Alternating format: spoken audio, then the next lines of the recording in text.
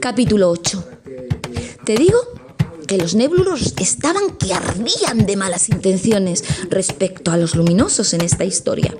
Y eso a pesar de que llovía, Sancho. Habían estado actuando contra el engranaje, impidiendo que las piezas nuevas llegaran en sustitución de las viejas y así acabar con la rueda para que rodara bien la maquinaria. Así que cuando aquella mañana fueron al templo a poner en la balanza sus saberes y quehaceres, y ésta midió el contenido de lo medido, se descubrió el intento de desestabilizar el equilibrio en el tiempo y en el espacio.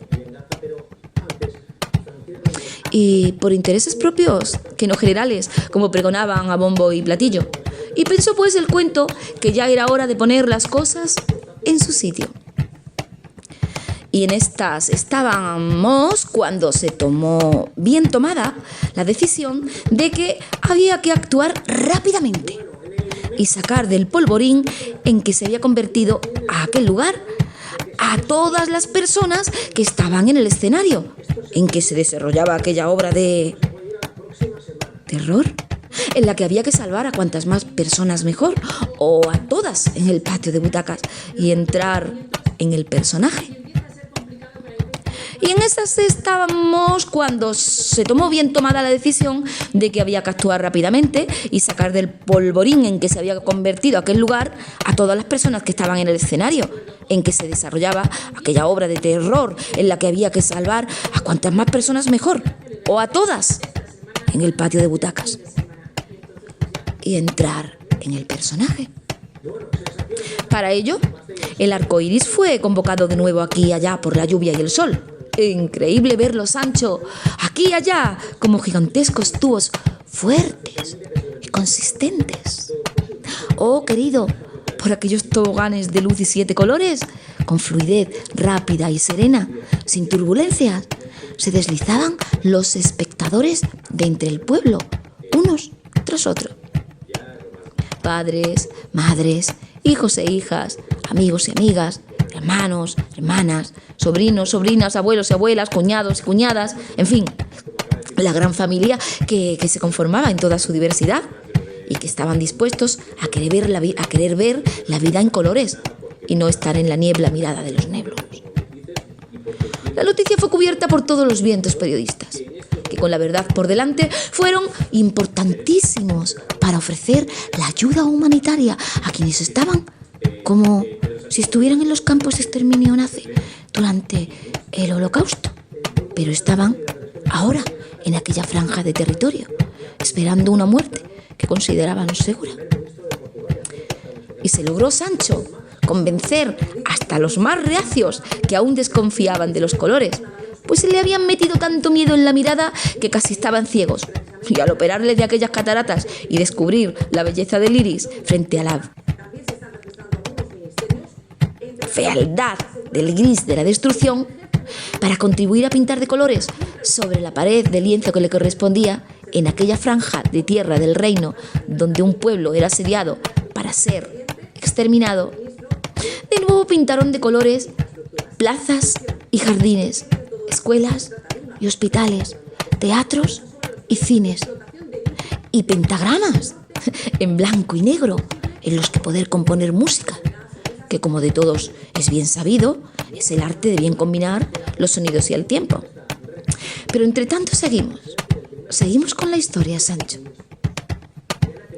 Pues eso, armados hasta los dientes, los néblulos en escena tenían los ojos puestos en aquella franja de territorio con el objetivo de acabar con todo un pueblo, como ya hemos dicho, que ya no les era posible ocultar el sol con 2 dedos y tapar lo intapable.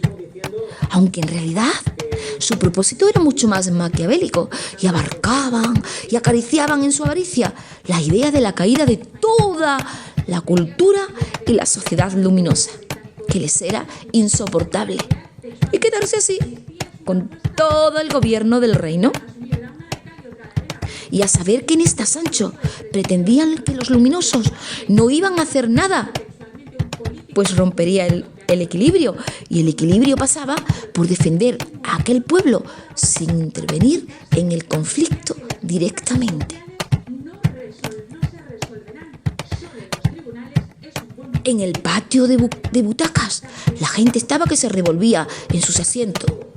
Bueno, los espectadores, ahora conscientes de la realidad y la fantasía de la obra que se representaban en el escenario y de que aquello era un polvorín que al menor movimiento en falso saltaría por los aires. Así que estaban que ni se coscaban a la espera. Y dime tú a mí, querido Sancho, cómo yo interpretaba aquel cuento, diciendo la verdad que estaba ocurriendo. No olvides la diferencia entre actuar e interpretar, Sancho, porque estamos hablando de que los nébluros siempre andan intentando romper el equilibrio desde dentro y desde fuera. Así que pensé en la solución y con un movimiento rápido y sereno, como sombra entre las sombras, hice como si fuera a sacarme el sudor. Bajé los plomillos y los dejé a oscuras, así como lo oyes, sin pestañear casi, para que no pudiéramos ser descubiertos, Sancho. Y ahora, a oscuras, ya no eran capaces de alcanzar blanco alguno, ni acertar gatillo, sin luz. Sabiendo que no podían moverse a oscuras, ni podían tampoco disparar sin ser descubiertos por los luminosos, que les atacarían sin duda al ver cualquier chispa saltar, lo que les quedaba era quedarse quietos hasta que la luz volviera, pues sería cosa de la tormenta, y pronto sus electricistas arreglarían el problema. Sin embargo, las horas pasaban y resultó que los refuerzos no llegaban, porque como anteriormente habían destruido el cableado bombardeándolo todo, y entre los cables se enrollaban por las piernas, brazos y pescuezos aquellos pillos nébluros, que igual que los lazos pillan a los conejos, iban siendo pillados los pillos, pero dejándolos vivos. Por otra parte, así mismo, las casas y edificios derruidos con las bombas ahora eran como acantilados, que unos con otros se hubieran sellado.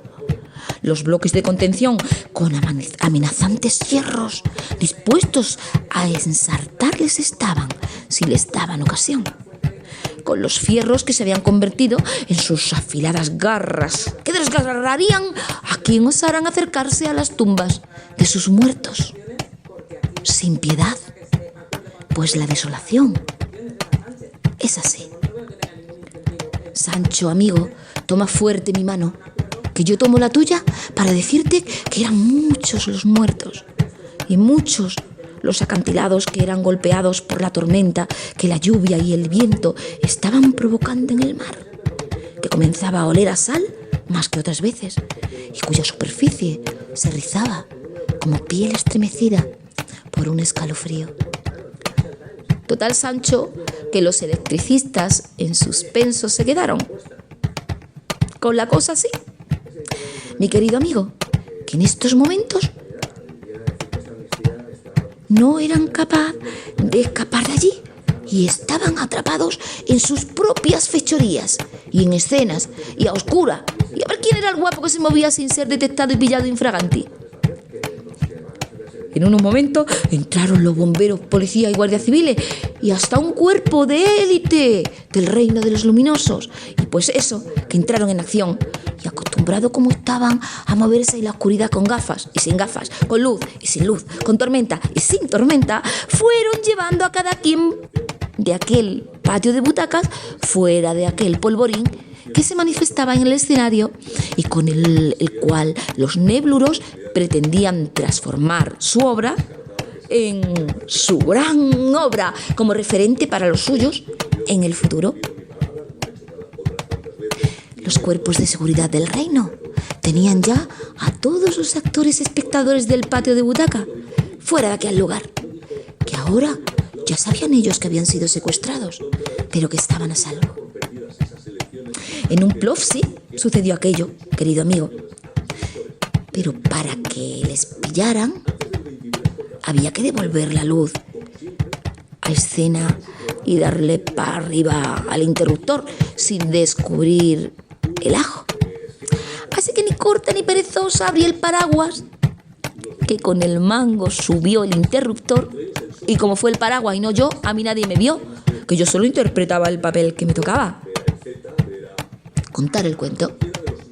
Así que al mirar para la zona aquella, vieron que con la tormenta y las ansias, alguien por error, alguien donde no debía estar, un paraguas colgó donde no debía.